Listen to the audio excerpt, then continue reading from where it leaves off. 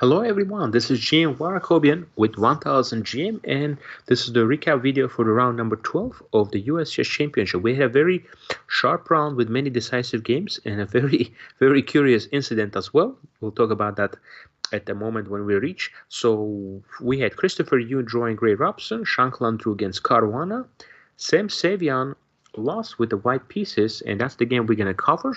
In our video, Linderman lost with white to Wesley So. Aronian beat Moradiabadi. It was first win for Levon Aronian. He's having a tough tournament.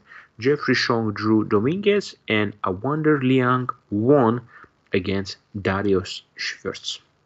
Okay, so that was a very long game, but Awander won. It was a drawn position, then Darius made a mistake, and it was again drawn end game, but he lost in a very long game. But the highlighted game is Sam Sevian playing with the white pieces against Hans Niemann.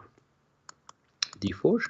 So this was a very sharp line, lots of theory, so both players are moving very quickly. So I will get to the key moments.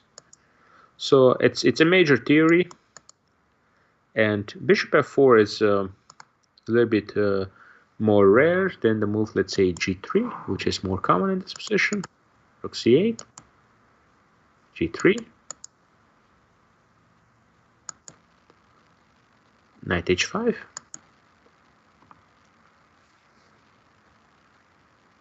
and now bishop goes on e3,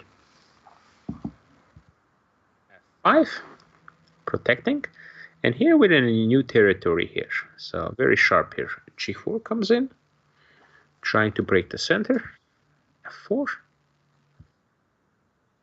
Hans is playing extremely fast. f3 takes. Rook g1. Knight f6, rook g2. So here we have 1 hour 31 minutes for Hans, and Sevian has been spending a little bit of time. He spent about 10 minutes already, and on this move he actually took a lot of time. He spent about 20 minutes here. So he's completely on his own, and I'm not sure if that's the very best move. It's an okay move, but also h6 looks very interesting and logical because you want to weaken here, so you have bishop takes f6 ideas. Okay, so he goes bishop c5, rook d1. Yeah, I'm not sure about this move. Another idea here is just to play knight e2. Okay, so if the capture occurs, you just simply take back with the knight. This would be a very logical thing to do. Here, rook d1, bishop takes d1. That allows the move knight e6, king e7, and then we reach this position here. So here what we have a position where white is down exchange. Doesn't have any pawns for it yet, but the g7 is hanging, and it's very difficult to deal with this now. Rook takes g7 is coming. So he goes here, bishop g4, trying to blockade this, and the point here is if you take on f6, simply g takes f6, and if you take here, just c5 is hanging. So knight ce4, which is, I think, knight c5 takes e4, this is the best move. Takes g4, and here is another more interesting moment. Yeah, you do have the move bishop c3, which looks good, but I think also taking with the pawn makes a lot of sense, because in that case, if there is a check, you will go king d2, and your king is actually placed very nicely in the middle of the board. So rook c7. Yeah, you don't want to trade rooks. You probably want to keep one pair of the rooks. You go here. Now this pawn is still under attack. If you play, let's say, b6, then I play a4. Try to create weaknesses. If you play the move a6, then I have a very strong bishop. I can start pushing my pawn. I actually like this position for white. I think white is absolutely fine here. And if black is not careful, sometimes this f pawn can start going in and get some chances. You know, you can win maybe the h7 pawn. So I think it's more or less equal here. So yeah, I would have definitely preferred the move. I would have definitely preferred the move b takes c3 if I was playing, because that way I know exactly where my king is going. bishop c3 is a safe, it looks safer, but I think now after check, you don't have that nicely centralized bishop in the middle of the board. Now he goes here, rook f7, a4,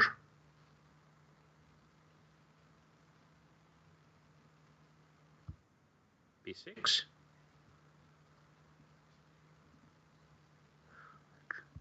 and Hans played really well. I don't know about this move h6. I think maybe move h3 is possible, but again, it's easier to play this for black now. Rook e3, good move. Rook f2. And now very important to get the king going to b3. Okay, now this is just winning actually here. B4, sure. Yeah, right here, Hans did everything right, and is just about to win a really, really nice game. But here he makes an error. Okay, he plays the move rook g6, which not the best. So if he takes on a5, so let's say rook h7, rook takes f2. Now you're attacking this pawn. So let's say king g3. Just go here. Now I just check. Check.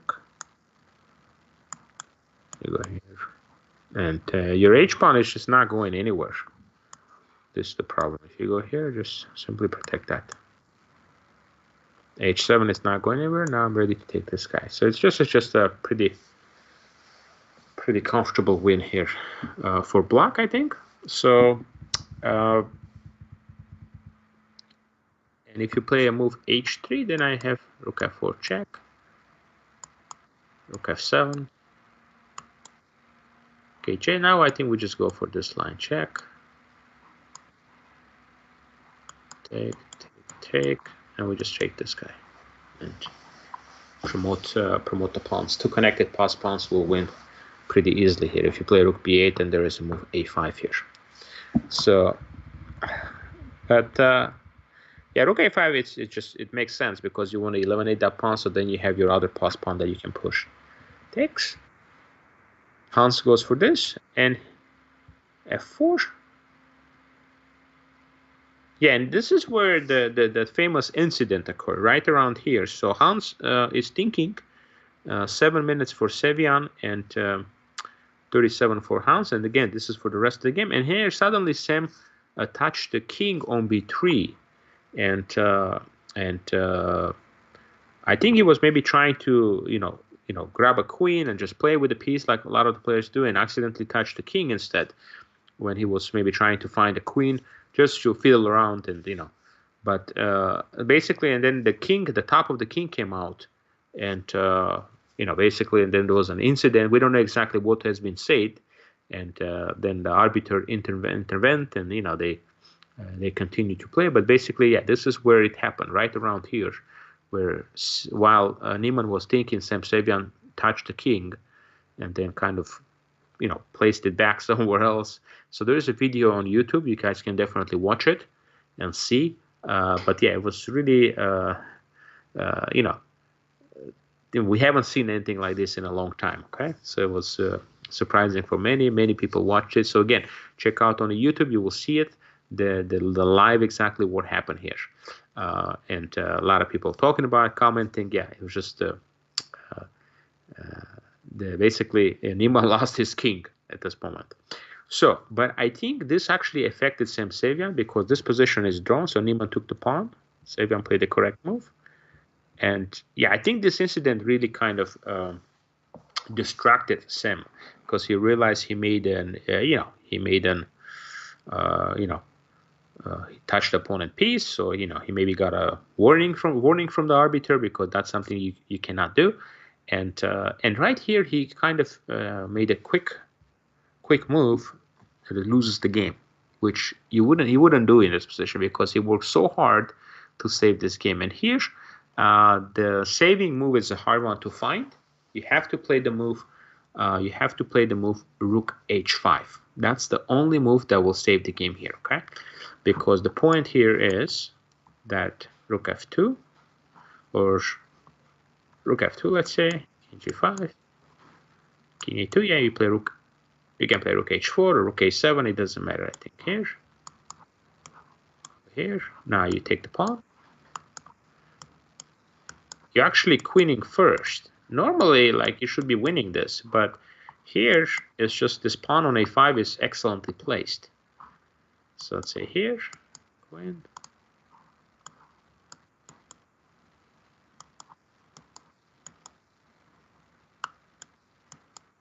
And he gets here, and he just puts the shoulder here, and the king cannot go anywhere. Okay, so that's the problem here. Move by move, white makes a draw here in this position.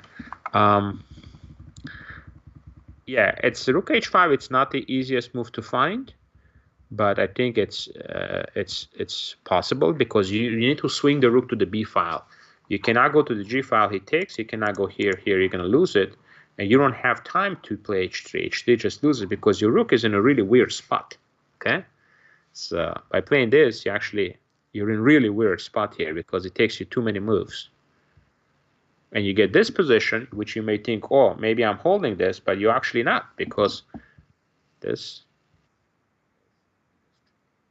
Now rook is going to come to f6 and simply take on f7. Okay? And your king is too far away. Now the threat is just simply to take. Take and queen. And you cannot take on a7 because of the queen g1 check. So they played a little bit more, but this is completely losing. Now Hans played correctly. He just brings the king in. You just bring the king closer. Now he wants to play king e4, win a rook.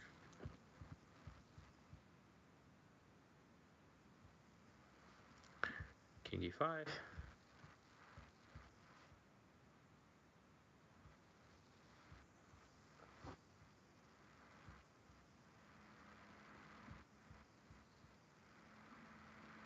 And now simply play a5 and push the pawn.